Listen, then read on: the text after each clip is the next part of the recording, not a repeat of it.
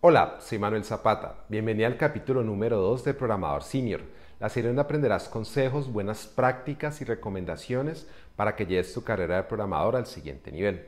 En el capítulo pasado hablamos de separación de responsabilidades y en este vamos a hablar de cohesión. La cohesión es una característica muy importante en todas las aplicaciones que diseñas y desarrollas. Pero en general, ¿qué significa este término? Bueno, en general la cohesión es ¿qué tan relacionadas están las operaciones, o entendido de otra forma, operaciones, métodos o funciones de un módulo o componente? ¿Listo? Y para aclarar mejor este concepto, veámoslo con un ejemplo. Aquí en este lado tienes una clase, ¿listo? Una clase que se llama Service y ella pues tiene 4 métodos. Un método que calcula el impuesto de un producto, Calculate Product Tax, y tiene otros métodos relacionados con base de datos, uno que lista productos, uno que guarda y otro que de alguna forma configura la conexión a la base de datos. Digamos que hasta ahí todo normal. Pero en términos de cohesión, esto es como aquella canción que uno escuchaba en los 90 cuando era niño que decía, uno de estos animales no es como los otros, es diferente de todos los demás. Bueno, entonces ese animal diferente de los otros en este escenario es el método Calculate Product Task, porque si lo comparas con los otros, realmente tiene una funcionalidad totalmente diferente. Los otros son métodos que están pensados para interactuar con la base de datos y en particular quizás con una tabla producto. Pero Calculate Product Task, a pesar de que tiene que ver con productos, pues realmente es una funcionalidad totalmente distinta. Entonces ahí tendríamos un problema de cohesión en el código. ¿Cómo se soluciona esto?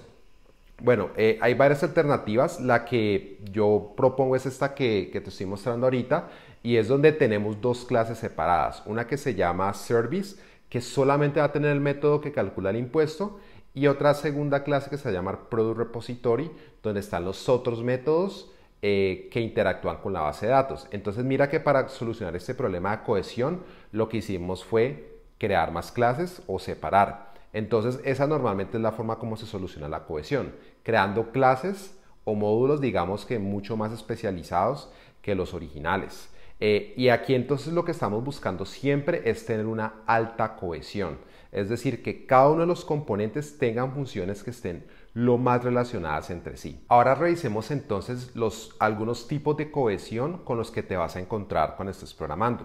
El primer tipo de cohesión es la cohesión causal o lo que yo llamo cohesión porque sí.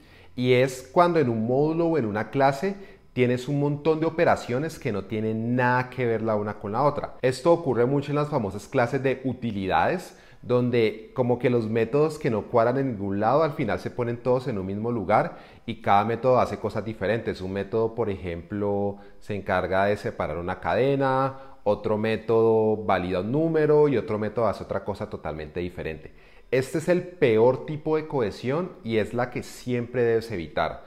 Evitar entonces empezar a crear módulos en los cuales hayan cosas que no tengan absolutamente nada que ver la una con la otra.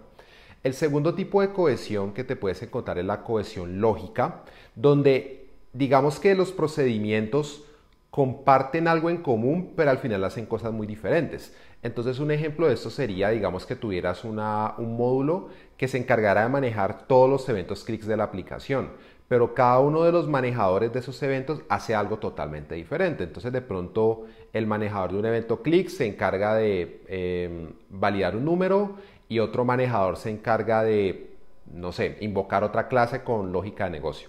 Ese es otro ejemplo de cohesión, tampoco es la ideal, pero en algunos casos ocurre. Luego entonces tenemos la cohesión por procedimientos, que es donde el módulo opera bajo el mismo conjunto de datos, como el ejemplo que ya vimos, donde tenemos un Product Repository que está enfocado a trabajar alrededor de la tabla de productos. Entonces digamos que esa es como su línea de trabajo y esta es una cohesión digamos que mucho mejor que las anteriores. Finalmente tenemos la cohesión funcional, que es el tipo de cohesión que idealmente tú quisieras en tus módulos, donde se trata de que las operaciones en el módulo estén altamente relacionadas y contribuyan a realizar una única tarea que sea muy clara para la aplicación. Ese es el tipo de cohesión que queremos. Entonces, por ponerte un ejemplo de esto, sería, digamos, una clase que se encarga de la lógica de negocio de una entidad que se llama orden. Entonces, esa clase, digamos que podría tener cohesión funcional si cada uno de los métodos están orientados solamente a encargarse de la lógica de negocio de esa entidad. No mezclarías lógica de negocio de otras entidades del sistema, no mezclarías acceso a base de datos, no tendrías aspectos de la capa de presentación.